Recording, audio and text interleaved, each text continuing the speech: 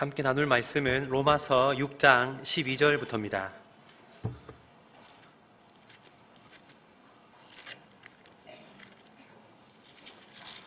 로마서 6장 12절부터 14절까지 말씀입니다.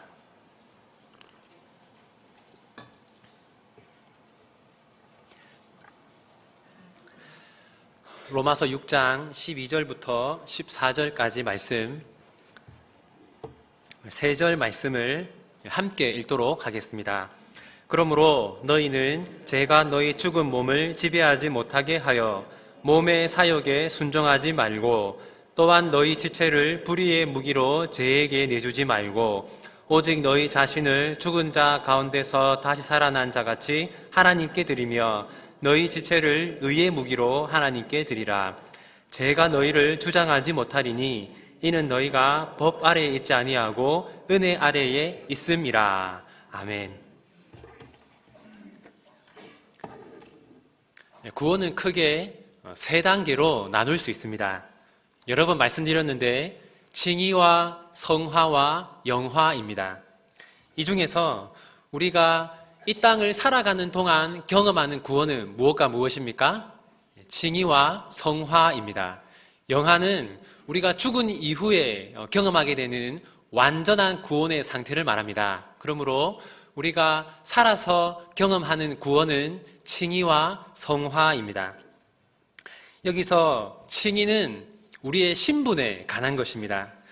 우리가 성품적으로 실제로는 의롭지 않지만 예수님 때문에 하나님께서 우리를 의롭다 하시는 것, 바로 그것이 칭의입니다. 그래서 우리가 칭의를 얻기 위해서 어떤 자격을 갖추어야 할 필요가 있습니까? 없습니다. 칭의는 자격 없는 자에게 주어지는 하나님의 전적인 선물입니다. 성화는 다른데, 성화는 우리의 신분에 대한 것이 아니라 우리의 성품에 대한 것입니다. 그래서 우리가 성화되기 위해서는 가만히 있어서는 안 되고 노력을 해야 합니다.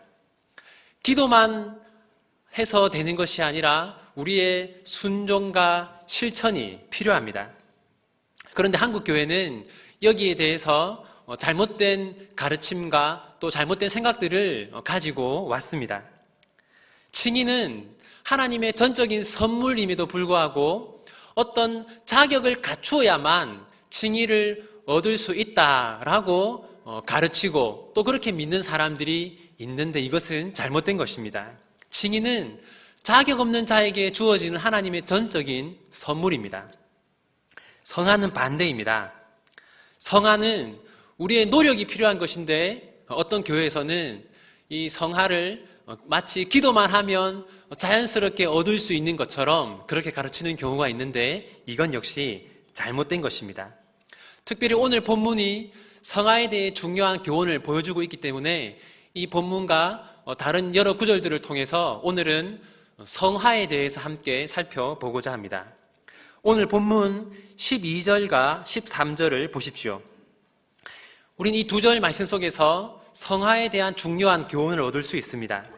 먼저 12절을 보시면 이 12절의 핵심은 죄에게 지지 말라라는 것입니다.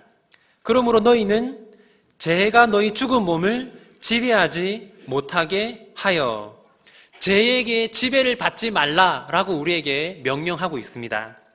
13절의 핵심은 우리의 몸을 하나님께 드리라입니다. 하나님을 위해 살라라고 말하는 것입니다.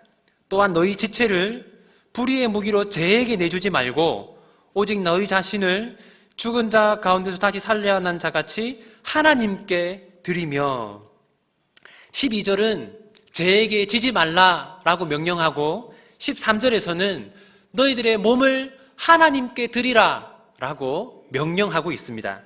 이렇게 명령형으로 오늘 본문의 주제가 우리에게 전달되고 있습니다. 여기서 크게 두 가지 사실을 알 수 있는데, 첫 번째는 칭의는 전적으로 누가 하는 일입니까?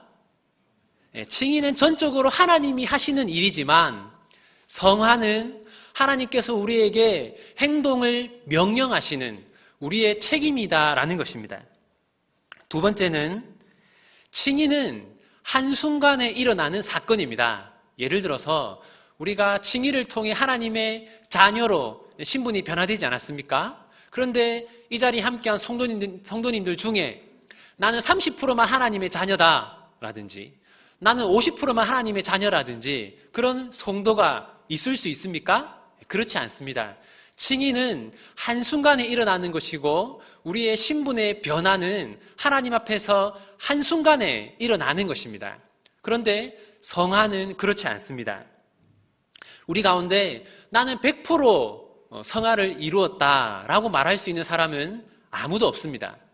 또 나는 한 10년 전쯤에 100% 성화를 이루었기 때문에 나는 더 이상 성장할 것이 없다라고 말할 수 있는 사람도 없습니다. 다시 말해서 칭의는 한순간에 일어나는 것이지만 성화는 우리가 평생에 걸쳐 이루어 가야 할, 추구해야 할 우리의 책임이며 사명이다라는 것입니다. 14절을 보십시오.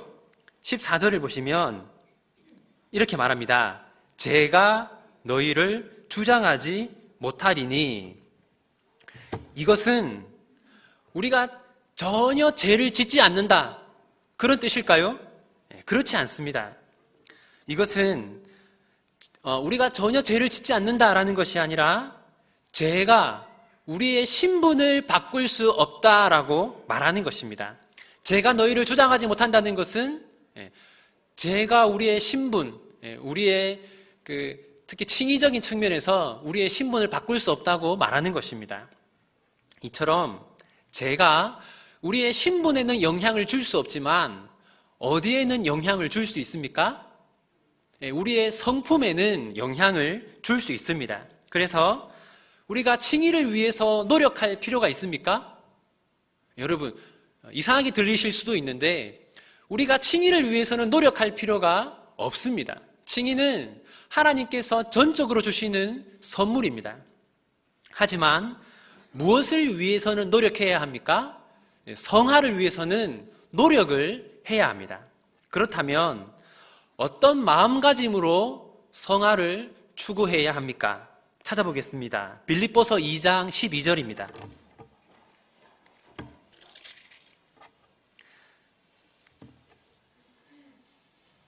빌립보서 2장 12절과 13절입니다. 신약성경 320조, 신약성경 320조, 빌립보서 2장 12절과 13절 두 절 말씀을 우리 같이 한번 읽겠습니다. 그러므로 나의 사랑하는 자들아, 너희가 나 있을 때뿐 아니라 더욱 지금 나 없을 때에도 항상 복종하여 두렵고 떨림으로 너희 구원을 이루라. 너희 안에서 행하시는 이는 하나님이시니 자기의 기쁘신 뜻을 위하여 너희에게 소원을 두고 행하게 하시나니. 12절을 보시면 너희 구원을 이루라 라고 말하고 있습니다. 너희 구원을 이루라. 여기서 말하는 구원은 칭이겠습니까? 성화이겠습니까? 성화이겠죠. 우리가 노력해야 하는 것이므로 여기서 말하는 구원은 성화입니다. 그러면 다시 본문을 보시면 어떤 마음가짐으로 성화를 이루라고 말하고 있습니까? 12절을 보시면 너희 구원을 이루라 앞에 뭐라고 말하죠? 두렵고 떨림으로 너희들의 그 성화를 이루어 가라라고 말하고 있습니다. 그렇다면 두렵고 떨리는 마음으로 성화를 이루어야 하는 이유는 무엇입니까? 13절을 보십시오. 그 이유를 이렇게 말합니다. 너희 안에서 행하시는 이는 하나님이시니. 정리하면 하나님이 우리 안에 계시고 하나님이 우리 안에서 행하시기 때문에 두렵고 떨리는 마음을 가져야 한다라고 그렇게 말하고 있습니다. 그런데 이 본문이 이상하지 않습니까? 한번 생각해 보십시오. 하나님이 우리 안에 계신데 하나님이 우리와 함께 하시는데 왜 우리가 두려워하고 떨어야 합니까? 예를 들어서 깜깜한 밤이 되면 저희 집 아이들이 아빠 무서워라고 할 때가 있습니다. 그럼 제가 뭐라고 얘기하겠습니까? 아빠가 너희들과 함께 있으니까 두려워하지 마 라고 얘기를 해야 정상이겠죠. 제가 만약에 아빠가 너희들과 같이 있으니까 계속 무서워해라 라고 하면 그것은 이상한 일 아니겠습니까? 본문을 보시면 하나님이 우리 안에서 함께 행하신다 라고 말하면서 그렇기 때문에 두려워하고 떨어라 라고 얘기합니다. 하나님이 우리와 함께 하시는데 왜 우리가 두려워하고 떨어야 합니까? 그 이유는 하나님이 우리와 함께 하시는 것은 마치 우리를 지도하는 선생님께서 해초리를 들고 있는 것과 같기 때문입니다. 제가 고등학생 때 제가 2학년 때 저희 담임 선생님, 제가 진주 동명고등학교를 나왔는데 2학년 때 담임 선생님의 별명이 모기였습니다. 동그란 안경을 쓰시고 코가 쪼삣해서 저희가 모기라고 불렀는데 이 선생님이 이만한 몽둥이를 들고 다니셨습니다. 그런데 우리 학생들 가운데 아무도 그 선생님을 두려워한 학생이 없었습니다. 왜냐하면 그 선생님은 학생들이 성장하는 것에 거의 무관심하셨습니다. 수학 선생님이셨는데 이 학생들이 수학을 잘하든 못하든 수학 점수가 올라가든 올라가지 않든 무심하셨습니다. 학생들이 그 선생님의 몽둥이를 보면서 두려워했겠습니까? 두려워하지 않았습니다. 그 반면에 제가 1학년 때 담임 선생님의 별명이 예배 시간에 이름 말씀드려서 좀 죄송한데 개몽둥이였습니다. 그래서 그분도 역시 이만한 몽둥이를 들고 다니셨는데 우리가 그 선생님의 몽둥이는 너무 두려워했습니다. 왜냐하면 불어 선생님이셨는데 엄청난 열의를 가지고 계셨습니다. 그래서 정말 우리의 그 불어 점수가 오르지 않으면 정말 무섭게 그 몽둥이를 휘두르셨기 때문에 우리가 정말 그 선생님을 보면서 두려워하고 떨었습니다. 그러면 왜 우리가 하나님이 우리와 함께 하시는 것에 대해서 두려워하고 떨어야 합니까? 하나님은 우리의 성장, 즉 우리의 성화에 열정과 큰 관심이 있으시기 때문입니다. 왜 우리가 하나님의 함께 하심을 두려워해야 하냐면 하나님은 반드시 우리의 성화를 이루실 것이기 때문입니다. 그것을 위해서 영적인 해초리를 들고 우리와 함께 하시기 때문에 우리는 두려워하고 떨어야 하는 것이죠. 하나님, 저는 그냥 이렇게 살겠습니다 하는 것은 불가능합니다. 예를 들어서 여러분의 자녀가 학교에 들어갔는데 저는 이제 공부 안 할 거예요. 그렇게 해라 라고 하는 부모는 아무도 없지 않습니까? 모든 부모는 자녀들이 성장하기를 원하고 자녀들이 성장하는 것을 중단할 때 그것을 가만히 두지 않습니다. 하나님도 마찬가지입니다. 하나님은 우리가 성장하기를 원하고 성화되기를 원하십니다. 우리가 성장하기를 포기한다든지 우리가 성화를 추구하지 않는 삶을 살 때 하나님은 결코 우리를 그냥 내버려 두시지 않습니다. 그래서 우리는 두려워하며 떨어야 하는 것이죠.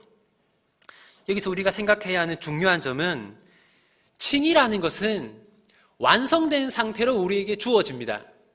하나님이 우리에게 50%의 의만 주신다든지 80%의 의만 주신다든지 하는 경우는 없습니다. 하나님은 예수님의 의를 우리에게 주십니다. 하나님이 우리에게 주시는 그 의는 완성된 의로움입니다. 하지만 성화는 우리의 책임이 담겨 있습니다. 하나님의 역할은 우리가 그 성화의 삶을 계속해서 지속하고 추구할 수 있도록 영적인 해초리를 들고 우리를 지도하시는 것입니다. 이제 성화와 관련된 두 가지 오해를 생각해 보고자 합니다. 한국 교회에는 크게 성화와 관련하여서 두 가지 잘못된 생각들이 있습니다. 첫 번째는 성화를 은사의 개념으로 생각하는 것입니다. 특별한 은사가 있으면 저 사람은 성화가 많이 된 사람이다 이렇게 생각을 한다는 것이죠. 예를 들어서 만약 저에게 치유의 은사가 있다고 가정해 봅시다. 제가 여러분이 어떤 병에 걸렸는데 제가 기도를 하면 여러분의 병이 종종 낫는다. 그럼 여러분이 저를 어떻게 생각하시겠습니까? 아, 저 사람은 성화가 참 많이 된 사람이야. 참 평범한 목사가 아니고 정말 고급스러운 목사다. 이렇게 생각을 하시겠죠? 그런데 우리가 생각해야 하는 것은 은사라는 것은 하나님이 선물로 주시는 것이지 우리가 노력을 해서 받아내는 것이 아니다라는 것입니다. 고린도전서 12장을 보겠습니다.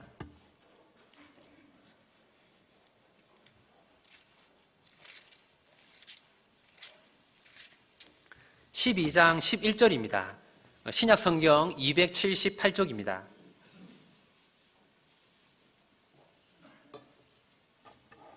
신약성경 278쪽 고린도전서 12장 11절 한 절 말씀입니다. 한번 같이 읽어보겠습니다. 이 모든 일은 같은 한 성령이 행하사 그의 뜻대로 각 사람에게 나누어 주시는 것이니라. 여기서 이 모든 일은 이라는 것은 이 앞에서 설명하고 있는 은사들을 말합니다. 즉 은사라는 것은 우리가 어떤 자격을 갖추어서 이루어내거나 받아내는 것이 아니라 누가 주는 것입니까? 성령 하나님이 우리에게 주시는 것입니다. 그러므로 만약 저에게 이제 어떤 은사가 있다고 가정하고 제가 열심히 노력해서 이 은사를 받아내고 또 이 은사를 이루었다고 하면 제가 뭐 할 수 있겠습니까? 자랑할 수 있겠죠. 그런데 성령 하나님이 주신 것이라면 제가 자랑할 수 있습니까? 자랑할 수 없고 또 여러분들이 저를 보면서 저를 부러워할 필요도 있을까요? 없겠죠. 하나님이 어떤 뜻을 가지고 이 사람에게는 이런 은사를 저 사람에게는 저런 은사를 주시는 것이기 때문입니다. 자, 그러면 또 다른 경우를 보겠습니다. 마태복음 7장 22절입니다. 마태복음 7장 22절 신약성경 10쪽입니다. 신약성경 10쪽 마태복음 7장 22절 23절 2절입니다. 마태복음 7장 22절 23절 2절 우리 2절 말씀 같이 한번 읽겠습니다. 그날에 많은 사람이 나더러 이르되 주여 주여 우리가 주의 이름으로 선지자 노릇하며 주의 이름으로 귀신을 쫓아내며 주의 이름으로 많은 권능을 행하지 아니하였나이까 하리니 그때 내가 그들에게 밝히 말하되 내가 너희를 도무지 알지 못하니 불법을 행하는 자들아 내게서 떠나가라 하니라. 자, 이 말씀에 등장하는 사람들에게는 은사가 있습니까 없습니까? 은사가 있죠. 그런데 이 사람들을 보고 우리가 성숙한 사람이라고 할 수 있습니까? 그렇지 않습니다. 이 사람들은 분명 어떤 은사를 가지고 있지만 성숙한 사람은 아닙니다.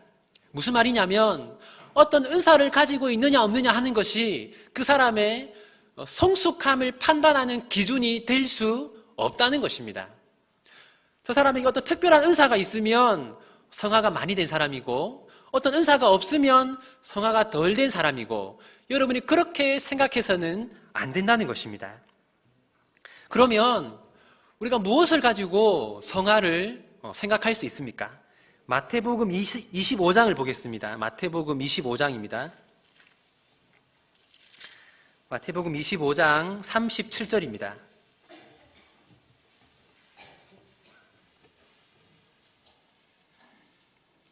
마태복음 25장 37절부터 39절까지 37절부터 39절까지 세 절을 같이 읽겠습니다.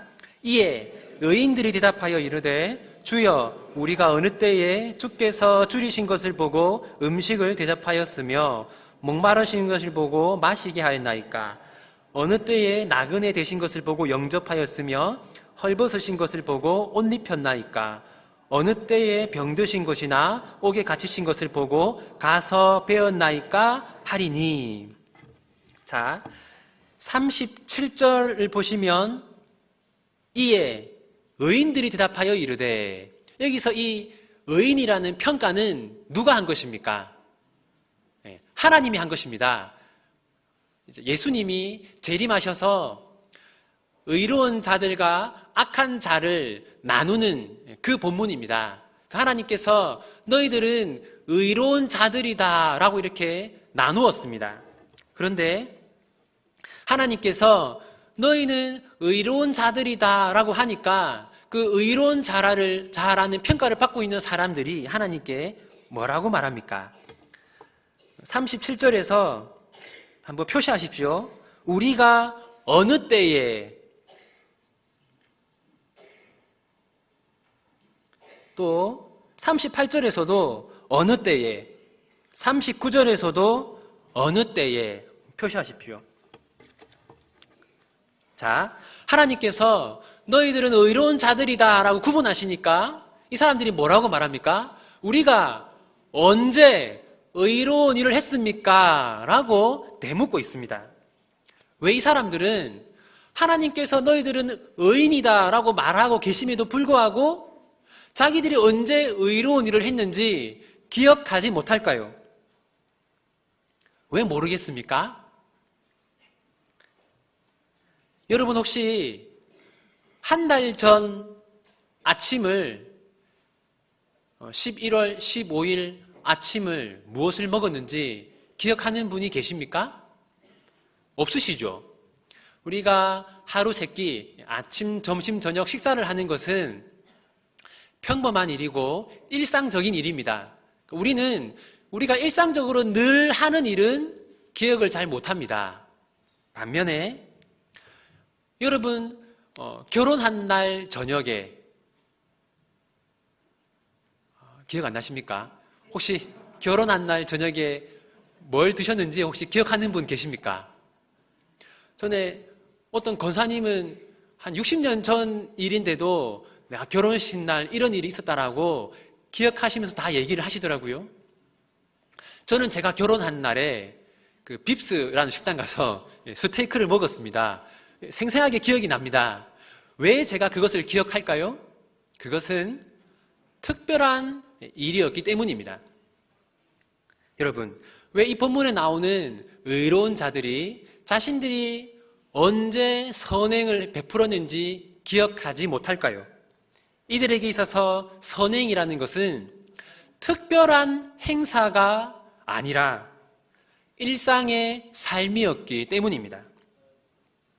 이 사람들은 특별한 은사를 가진 사람들이 아닙니다. 본문을 다시 보십시오. 37절에서 39절까지 말씀을 다시 한번 보시면 여기서 여러분들이 나는 이 일은 절대로 할 수 없어, 그런 일이 있습니까? 아닙니다. 하나님께서 의롭다고 말씀하시는 이 일들은 우리가 당장 오늘 오후에라도, 오늘 저녁이라도 할 수 있는 일입니다. 다시 말해서 우리가 성숙하게 되는 것, 우리가 성화를 추구하는 삶을 사는 것은 우리가 어떤 특별한 일을 하는 것이 아닙니다. 다른 사람들이 할 수 없는 특별한 일을 내가 해야만 우리가 성화를 이루어가는 것이 아닙니다. 우리에게 주어진 평범한 삶을 거룩하게 살아가는 것, 그것이 성화입니다. 우리에게 주어진 일상의 삶을 거룩하게 살아가는 것, 그것이 성화입니다. 오늘 저녁에 여러분들이 이제 집에 가셔서 평생 설거지 한 번 안 하시던 남편분이 내가 이제 좀 제대로 살아야겠어 라고 하면서 고무장갑을 끼고 설거지를 하면 그게 뭡니까? 그게 성화를 추구하는 것입니다. 평생 동안 남편에게 잔소리를 하시던 아내분께서 내가 이제 좀 말을 조심해야겠다라고 하고 남편을 존중하기 시작하면 그건 정말 특별한 일이 아니지 않습니까? 특별한 일입니까? 그렇게 내가 이제 말을 좀 조심해야지 하면 바로 그게 성화입니다.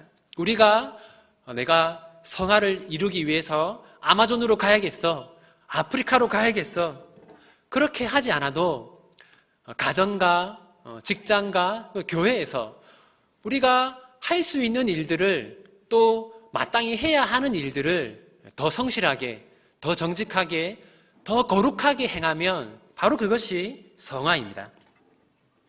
성화에 관한 두 번째 오해는 이 성화를 지식에 관한 것으로 생각하는 것입니다.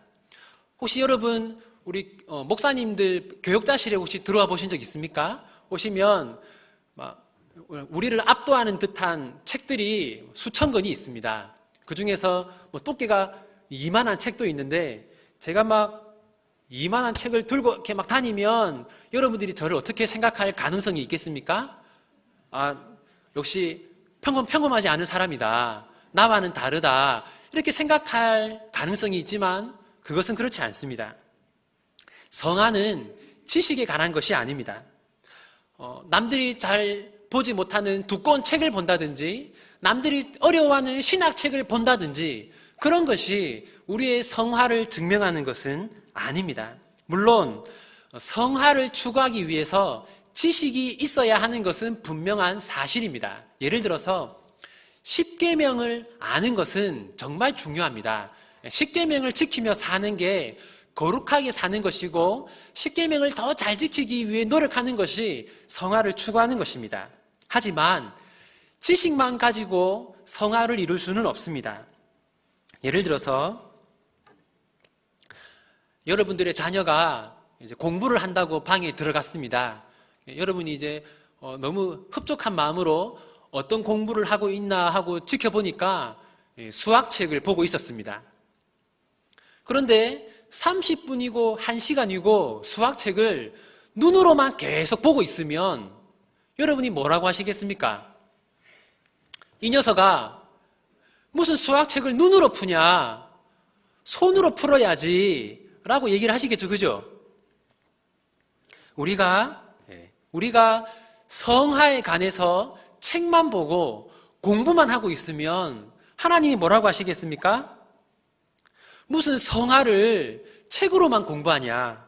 나가서 행동을 해라. 이렇게 말씀하실 것입니다.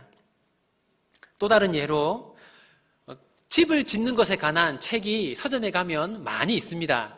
그런데 한 번도 집을 지어본 적이 없는 제가 서점에 가서 집 짓기와 관련된 책을 산 다음에 그 책만 보고 집을 지을 수 있겠습니까? 결코 없습니다. 어떤 과정을 거쳐야 할까요? 수많은 실패를 통해서 결국에는 시간이 많이 흐르면 집을 지을 수 있게 될 것입니다. 마찬가지로 성경에 보면 원수를 사랑하라 라는 말씀이 있는 것 여러분 다 알고 계시죠? 우리 중에 원수를 미워하라 라고 배운 사람은 아무도 없습니다. 그런데 왜 우리가 그렇게 실천하지 못합니까? 그것은 이론만으로 불가능하기 때문입니다.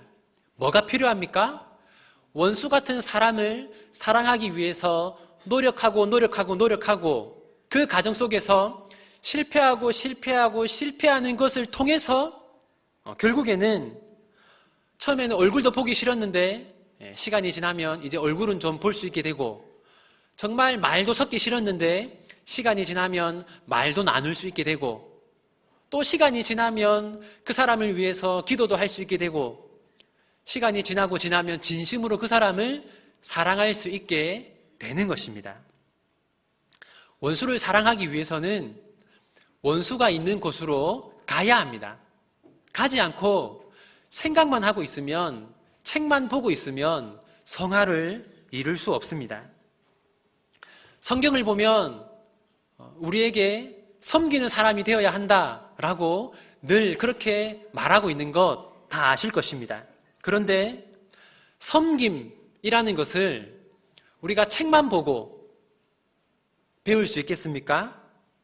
결코 그럴 수 없습니다. 섬김이 무엇인지 배우려면 어떻게 해야 합니까? 섬기고 봉사하는 자리로 가야 합니다. 제가 이 말씀 오해하지 않으셨으면 좋겠습니다. 만약 누군가가 여러분들에게 교육부서, 교사가 되어달라고 부탁을 한다든지, 구역장으로 섬겨달라고 부탁을 한다든지, 건찰로 섬겨달라고 부탁을 하면 여러분 정말 특별한 경우가 아니라면 거절하지 않으셨으면 좋겠습니다. 왜냐하면 성화라는 것은 실천해야만 배울 수 있는 것이기 때문입니다. 우리가 섬기는 사람이 되기 위해서는 섬기는 자리로 가야 합니다. 그 자리로 가지 않고 그냥 성경만 계속 보고 있는다고 해서 우리가 사랑하는 사람이 되고 섬기는 사람이 될 수 있는 것은 결코 아닙니다. 최근에 저를 찾아오셔서 나는 건찰을 못하겠다, 교사를 못하겠다 이런 말씀하신 분들이 많으신데 그분들에게 하는 얘기가 결코 아닙니다. 사정이 있기 때문에 그렇게 말씀하셨다는 거 잘 알고 있고, 그런데 오해하지 말라고 말씀드리는 겁니다. 그런데 왜 우리가 그런 어떤 헌신을 요구받을 때 왜 우리가 그렇게 거절합니까? 보통 두 가지의 말씀들을 하십니다. 시간이 없습니다. 너무 힘듭니다. 그렇게 얘기를 하시죠. 알고 있습니다. 예수님을 한번 생각해 보면 좋겠습니다. 예수님은 시간이 너무 많아서 이 땅에 오셨습니까? 예수님은 그것이 전혀 힘들지 않은 일이었기 때문에 십자가에 못 박히셨습니까?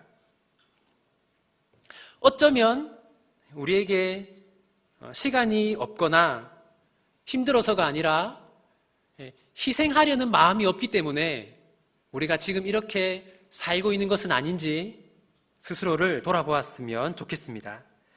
이제 오늘 말씀을 정리하겠습니다. 오늘 성화에 관해 말씀을 드렸는데 성화에는 크게 5가지 특징이 있습니다. 첫 번째는 하나님께서 우리에게 성화를 명령하셨다라는 것입니다. 하나님이 우리에게 명령하셨으므로 성화라는 것은 우리가 하고 하지 않고를 선택할 수 있는 일이 아닙니다. 우리는 성화를 추구하는 삶을 살아야 하고 그것은 우리의 마땅한 의무이며 책임입니다. 두 번째는 성화는 눈으로 배울 수 있는 일이 아니다라는 것입니다. 성화는 우리의 손과 발로 배우는 것입니다. 우리의 손이 더러워지지 않고 우리의 발이 더러워지지 않고 우리가 무언가를 손해보지 않고 결코 우리는 성화가 무엇인지 배울 수 없습니다. 세 번째는 성화는 특별한 은사가 아니다라는 것입니다. 성화는 특별한 은사를 가진 사람들만 할 수 있는 것이 아닙니다. 성화는 우리의 평범한 삶, 우리의 일상의 삶 속에서 이루어지는 것입니다.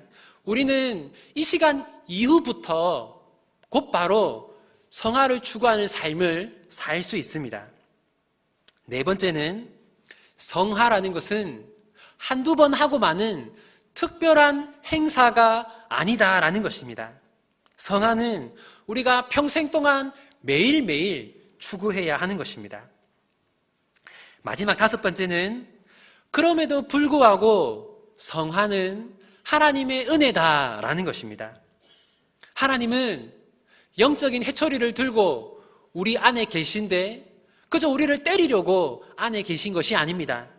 우리를 돕기 위해서 우리 안에 계십니다.